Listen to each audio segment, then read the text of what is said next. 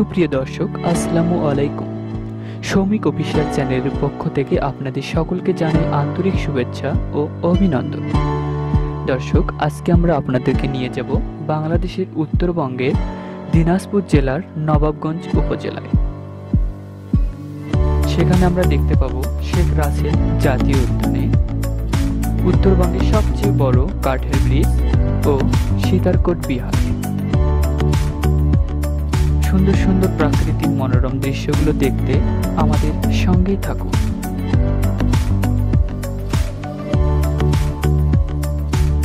রংপুর জেলার পীরগঞ্জ উপজেলা হতে পশ্চিমে বাইক যোগে মাত্র 1 ঘন্টার মধ্যে নবাবগঞ্জ উপজেলায় পৌঁছানো যায়। দূরত্ব 42 কিলোমিটার।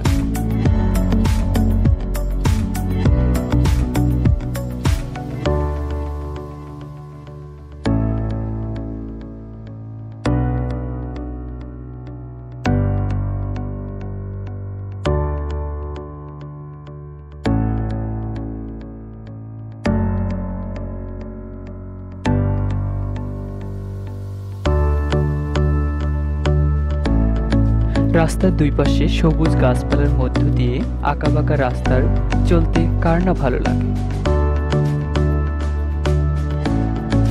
রাস্তা পাড়ি দিয়ে আমরা চলে এসলাম নবাবগঞ্জ শেখ রাসেল জাতীয় উদ্যান, নবাবগঞ্জ, দিনাজপুর। নবাবগঞ্জ সদরের 1 কিলোমিটার উত্তর পশ্চিমে শালবন। এই শালবনের উত্তর পাশ ঘেঁষেই বিশাল আশুরার বিলের অবস্থান। বিলের আয়তন 251.78 হেক্টর। এই বিলের উৎপত্তি নিয়ে তৈরি হয়েছে বিচিত্র কাহিনী। কথিত আছে এই বিলের চারপাশ থেকে 80টি দ্বার বা নালা চতুর্দিকে ছড়িয়ে গেছে বলে এর নামকরণ হয়েছে আশুরার বিল। বিশাল এই বিলের গভীরতা ও কাদার তলানি এবং এর চারপাশ বেষ্টিত শালবন একসময় নানা কিংবদন্তির জন্ম দেয়। বনের ভিতর দিয়ে রয়েছে মাঝপথে যে রাস্তার চারপাশে রয়েছে হাজার হাজার শত শত গাছ। সবুজ শ্যামলে ভরা এই বন দেখতে কতই না বিচিত্র রকম। পশু পাখির পাকপাকানি শব্দ, কানে ভেসে আসছে মধুর কণ্ঠ। বনের মধ্য দিয়ে আঁকাবাঁকা রাস্তা, চারপাশে সবুজ শ্যামলে ভরা, বেষ্টিত রয়েছে হাজার হাজার গাছ দাঁড়িয়ে রয়েছে।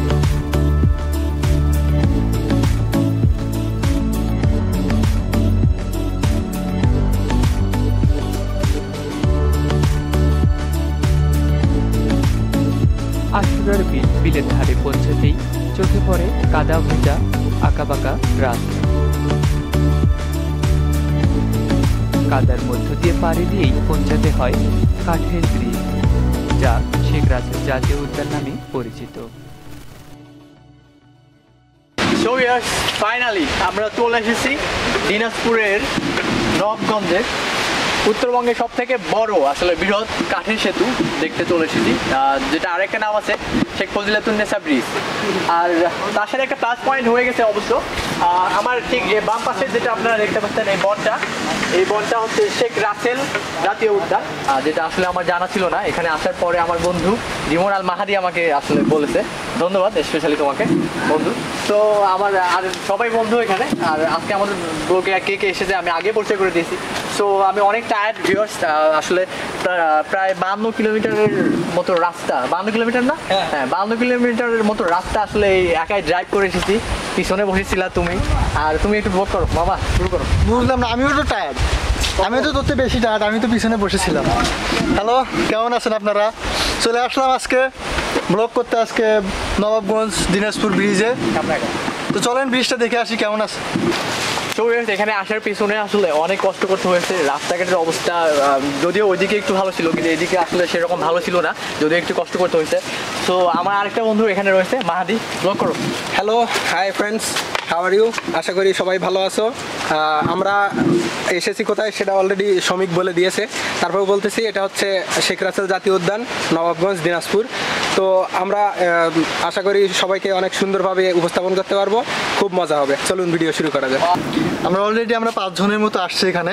তো 5 জনের ভেতর 3 জনের সাথে পরিচয় হয়ে গেছে। আমি আছি, মাহাদি আছে আর শ্রমিক আছে, আর একজন ক্যামেরার পিছনে আছে পল্লব, আর একজন যে ক্যামেরার সামনে কথা বলতেই চায় না। এখন আমরা ওর সাথে কথা বলবো, দেখি চলেন আসেন। মামুন বলো, ছোট ভাই। হাই গাইস, কেমন আছেন সবাই? আশা করি ভালো আছেন। আসার সময় কি ফিলিংসটা কি তোমার বলো? ফিলিংস তো অসম্ভব সুন্দর আর কি। হ্যাঁ, আমরা আজকে এসেছি নবাবগঞ্জ জাতীয় শেখ রাসেল জাতীয় উদ্যানে। এই সেই কাঠের ব্রিজ, যা উত্তরবঙ্গের সবচেয়ে বড় কাঠের ব্রিজ নামে পরিচিত। প্রতি বছর এখানে হাজারো দর্শনার্থী ঘুরতে আসে, তবে বর্তমানে করোনার কারণে দর্শনার্থী তেমন একটি আসে না বলে জানা গেছে। আশুরার বিল মৎস্যজীবী সমবায় সমিতি লিমিটেড 2013 সাল পর্যন্ত বিল ব্যবস্থাপনার দায়িত্বে আছে। বিলটিতে মৎস্য অধিদপ্তর হতে প্রতি বছর সরকারি অর্থে পোনা মাছ অবমুক্ত করা হয়।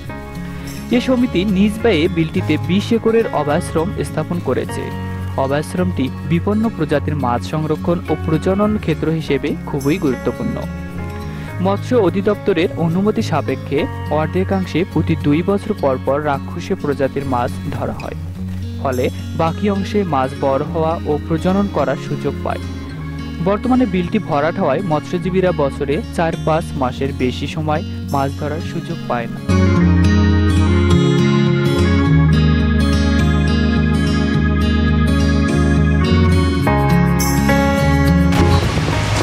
হ্যালো ভিউয়ার্স, আজকে আমরা এসেছি দিনাজপুর জেলার নবাবগঞ্জ উপজেলার। এখানে আপনারা যে বোর্ডটি দেখতে পাচ্ছেন, যেটির নাম দেওয়া আছে শেখ রাসেল উদ্যান। বোর্ডটিতে আপনারা হরেক রকমের গাছ দেখতে পাচ্ছেন, বিশাল একটি বন, এবং পাশেই যে নদীটি দেখতে পাচ্ছেন এটি আশুরার বিল নামে পরিচিত। হয় সুন্দর একটি প্লেস। আপনারা যদি আশেপাশে যাদের বাসা তারা যদি কখনো আসেন, খুব ভালো লাগবে। ফ্যান্টাস্টিক একটি প্লেস, অসাম। এখানে না আসলে আপনি বুঝতেই পারবেন না প্রকৃতির সৌন্দর্যটা যে কত মনোমুগ্ধকর। আমরা দেখতে পাচ্ছি এখানে অনেকেই মাছ ধরতেছে।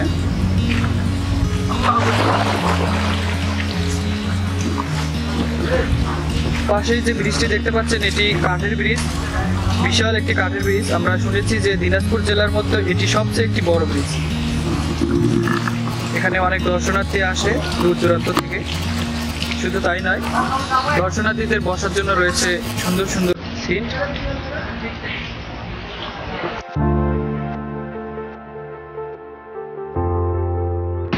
দর্শক, এখানে দেখতে পাচ্ছেন অনেকগুলো টি স্টল দোকান রয়েছে।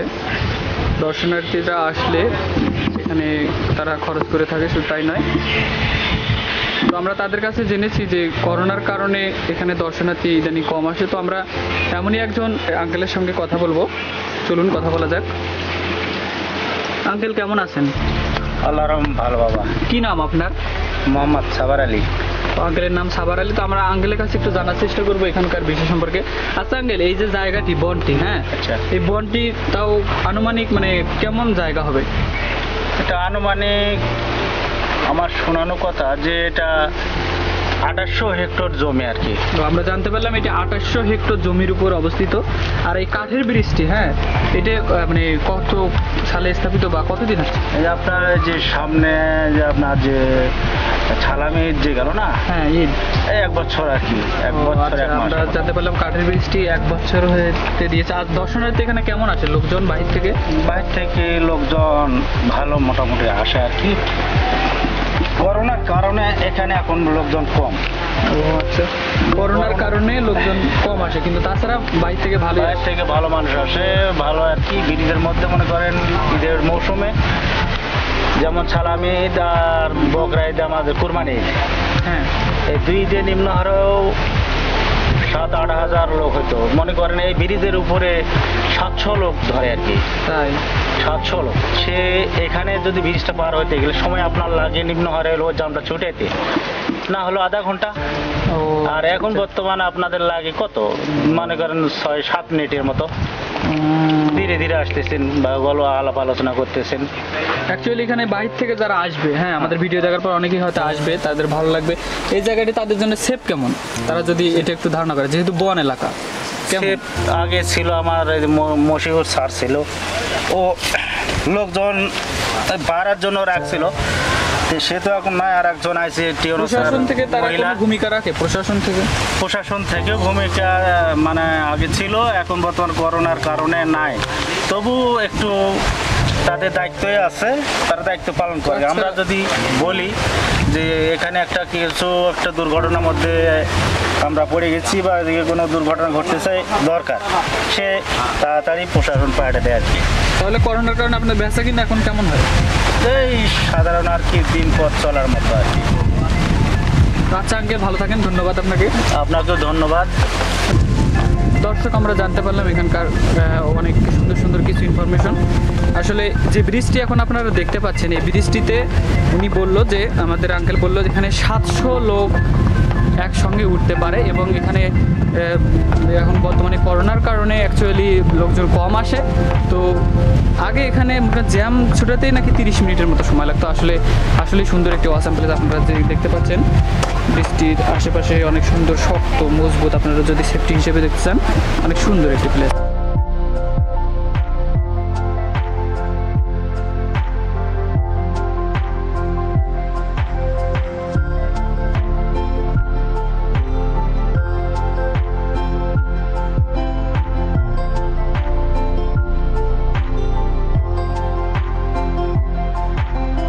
এখানে বেস্ট যে পার্টটা আমি দেখলাম সেটা হচ্ছে মামার একটা দোকান আছে, ঝালমুড়ির দোকান। এই ঝালমুড়ির দোকানটা অনেক, আমি যতগুলো ঝালমুড়ি খাইছি তার ভেতর এটা বেস্ট ঝালমুড়িটা। একটু মামার সাথে আমরা একটু কথা বলি। মামা কেমন আছেন? ভালো আছি। আপনাদের দোকানটা কতদিন হচ্ছে এখানে? 1 বছর। ব্রিজটা কতদিন হচ্ছে এখানে দেয়া? 1 বছর। ও, ব্যবসা বাণিজ্য কেমন চলে আপনার? না, ব্যবসা বাণিজ্য নেই। তো আপনার ঝালমুড়ির এত মজা, এত মানে এত স্পাইসি কেমনে, মানে এর ভিতরে রহস্যটা কি একটু জানান। অবশ্য ভালো হলে জিনিস ভালো হবে না। মানে ভালো জিনিস দিয়ে আপনি সবসময় করেন। আমি দেখলাম যে ঝালমুড়ির ভিতরে আপনি লেবু দিচ্ছেন আর অনেক কিছু দিচ্ছেন, যেটা অনেক ঝালমুড়ি আলাদা দেয় না। অনেক ভালো লাগলো আপনার সাথে কথা বলে। আর অনেক ছিল ঝালমুড়িটা, অনেক ভালো, অনেক সুন্দর ছিল।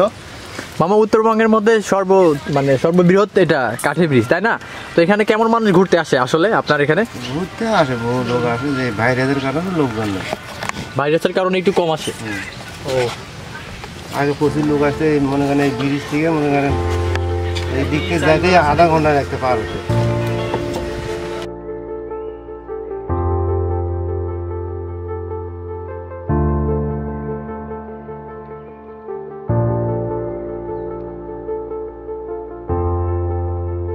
আমরা দিনাজপুরের সীতাকুণ্ড বিহারে চলে এসেছি, সীতাকুণ্ড বিহার, সরি।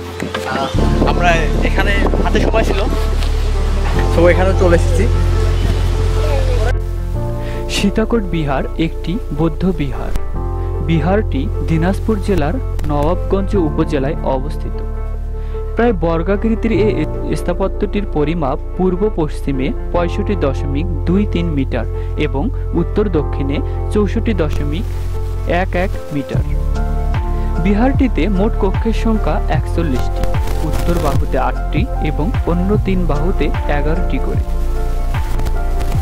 দেওয়ালের পুরুত্ব 2.59 মিটার, যদিও সম্মুখের দেওয়ালের পুরুত্ব 1.07 মিটার।